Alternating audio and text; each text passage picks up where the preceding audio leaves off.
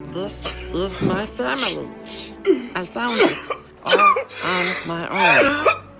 Better Nate Than Ever is the latest Disney Plus original movie that's written and directed by Tim Federle. And the interesting thing about this project is that Tim Federle is also the writer of the source material, which is the original novel of the same name. We don't see book writers writing and directing their own film very often. I think that's really cool. One man developing his entire vision for this story on multiple mediums. I personally never read the book, so the comparison game is not gonna be part of this video. But anyways, let's get into it. Is the movie even worth watching? We're gonna talk about that and about how I related to this, if I think the life of auditioning for musical and theater was depicted well, as I have some experience in that area, and we're doing it spoiler free. Hello fellow Disney Plus watcher, it's nice to talk with you about Disney Plus today. If you love Disney and Disney Plus as much as I do and enjoy talking about it, why not click the subscribe button to stay up to date and give it a like so that more people can find this video. Thanks. Better Nate Than Ever is about the 13-year-old Nate who dreams about becoming a Broadway musical star. Unfortunately, he has yet a long way to go. In the school play, he merely manages to get the part of a background tree.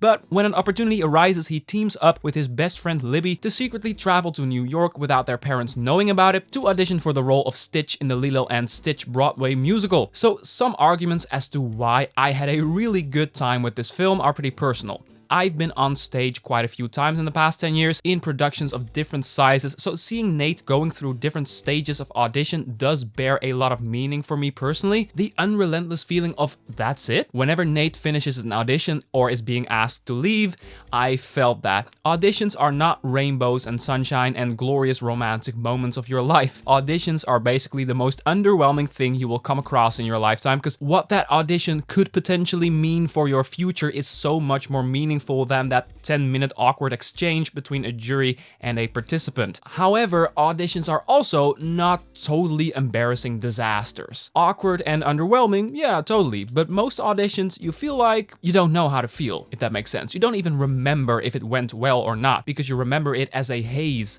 a fuddle. Now, how auditions go and how to feel and all that was to me very effectively handled in the film. First off, the scenes we get between Nate and the Broadway directors and producers are very well done. The producers aren't hateful pricks who won't give anyone a second shot. However, they are generally distracted, fleeting, and with their mind somewhere else. We don't meet the director right away. The whole team is busy, preoccupied. There's a team of producers judging Nate throughout the movie, and they all feel a little bit different about him. One is more patient than the other, but mostly they're just trying to get through the day. And I love that this team of producers and directors felt exactly like how I remember audition juries to be. Well, are you going to sing a song or something, or can I just go back to work? I love that Nate screws up sometimes throughout the movie, but most of the time the auditions go fine. Maybe? We are left hanging on that because we witness some of the jury intrigued by Nate's personality, and others are just checking their watch. Like, maybe I'm diving in this aspect of the movie a little too much, but the audition process Nate's going through in this movie was definitely one of the highlights to me, and it's a big part of the film.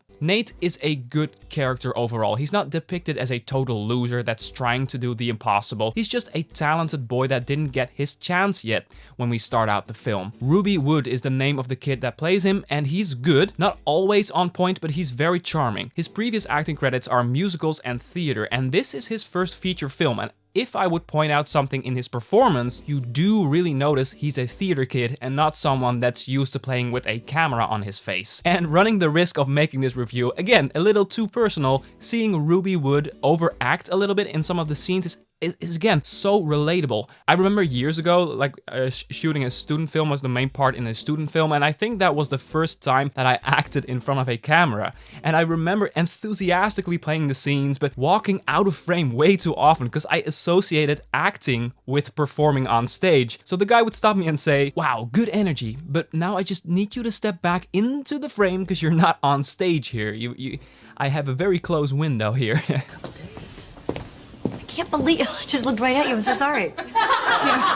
Now, our main character isn't barging outside the screen. It's not like that, but he's very expressive to the point of unbelievability at some points. Now, of course, ultimately, it's the director's job to tone that down. And if you've seen the movie, you know why my emphasis on tone is a reference to the film. Okay. But if you haven't watched it yet, that was totally useless. All the actors in the film are pretty great. Lisa Kudrow, I don't know for sure if I pronounce her name correctly, but she's a real highlight, playing Nate's aunt Heidi, who is constantly struggling with the question if she should continue chasing her dreams like Nate does. She sees a past version of herself in him, and there's some absolutely great scenes between her and the main character. Joshua Bassett as Nate's brother is fun, and oh my, there's so much about this movie that's personally relatable. Like just like Nate and Anthony, Bassett's character, my brother and I couldn't be more different. Like Anthony, my brother is into sports and is just basically the disciplined, muscular young man that chooses very carefully what to care about. Like Nate, I'm more emotional, not necessarily more outgoing than him, but outgoing in a different way. I'm the one singing hum-da-dum, hum-dee-dum in the shower, you know? I'm the one shitting my pants for the new Ms. Marvel trailer, and the one aspiring to become a film composer. Like, I warned you that this review might become a little too personal, but I see a lot of things between Nate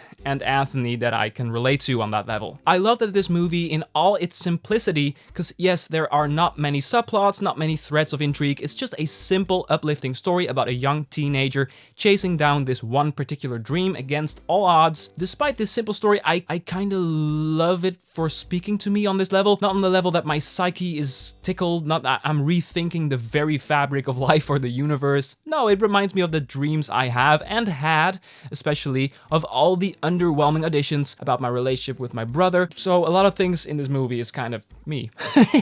Okay. If I would step away from what this movie did for me personally, I would say it's still worth watching because the movie looks good. The colors are warm orange and reds most of the time. It gives a very cozy feeling. There's a lot of cool cuts, cool transitions, sometimes even a little too much, like they go all in the beginning of the film, in the very first act of the film. But it's playful, it's nice, it's warm. The relationship between Nate and Libby is sweet, and there's a moment in the story where Nate must fend for himself and for a specific reason can't have the support of his dearest friend anymore, and I really like how that was handled. It was a nice reminder that with every goal you set in life, you can get support only to a point, and then you have to let go of the other and really do it on your own. In a sense, we're all on our own in the times that define our character the most, and I love how this movie shined a light on that. I don't have a lot of negatives for this film. There are a few characters in the third act that come together where I felt like the script wasn't clear about why they're following Nate and if they're trying to support him, or I don't know. You'll see. The sprint to the ending point of the story felt a little wonky and cluttered. Some of the acting from the main character, again from Nate, is a little much, as I said, a little too theatrical, but other than that, go see this movie, I recommend it. I'm thinking about wrapping this up. Thank you so much for watching. I'm curious, what did you think of Better Nate Than Ever? Be sure to let me know in the comment section. Now, if you want to hear me about a film that I actually really hate, that came out recently on Disney+, then click here for my cheaper by the dozen review. I think you'll enjoy that. Did you like this video? Then there's the simple way to show support. Thank you so much. Again, thanks for watching, and for now, have a wonderful day, and see ya.